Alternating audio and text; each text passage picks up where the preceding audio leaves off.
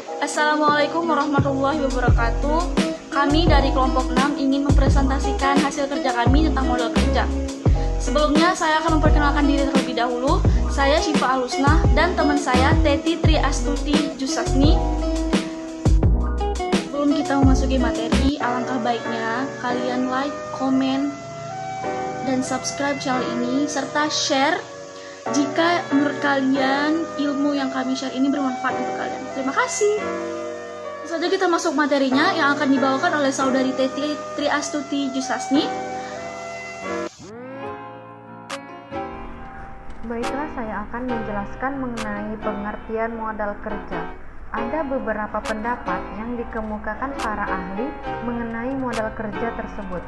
Modal kerja adalah investasi sebuah perusahaan pada aktiva jangka pendek seperti kas, sekuritas, persediaan, dan piutang.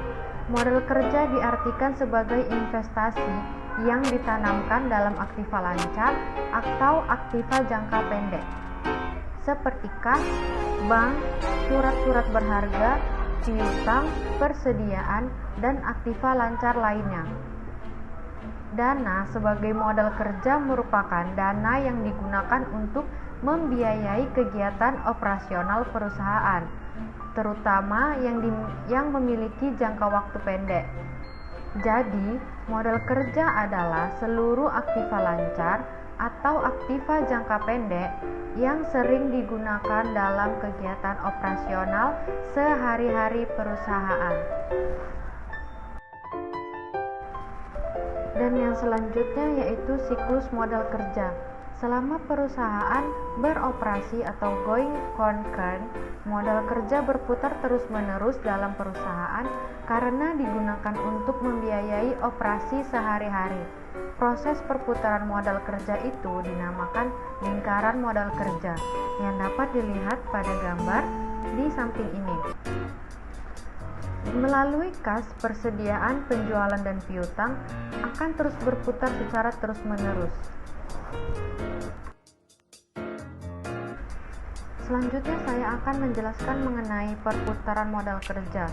Perputaran modal kerja atau working capital turnover adalah suatu rasio yang digunakan dalam mengukur keefektifan modal kerja perusahaan selama periode tertentu, dalam arti berapa banyak modal kerja berputar selama satu periode tersebut.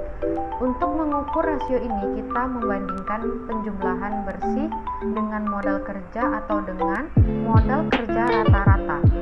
Dari hasil perhitungan, apabila perputaran modal kerja rendah berarti pengelolaan modal kerja belum efektif, dan sebaliknya, apabila perputaran modal kerja tinggi berarti modal kerja perusahaan telah efektif. Rumus yang digunakan untuk mengukur perputaran modal kerja adalah sebagai berikut yang bisa dilihat di bawah ini.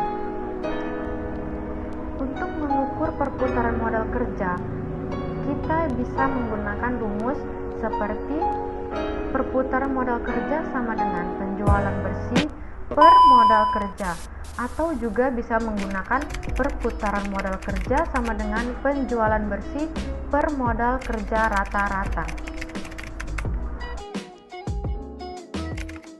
Selanjutnya, saya akan membahas tentang jenis-jenis modal kerja.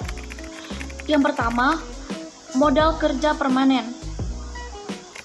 atau permanent working capital, yaitu modal kerja yang harus tetap ada pada perusahaan untuk dapat menjalankan fungsinya, atau dengan kata lain, modal kerja yang secara terus-menerus diperlukan untuk kelancaran usaha. Permanent working capital dibedakan menjadi dua, yaitu modal kerja primer atau primary working capital, yang artinya jumlah modal kerja minimum yang harus ada pada perusahaan untuk menjamin kontinuitasnya.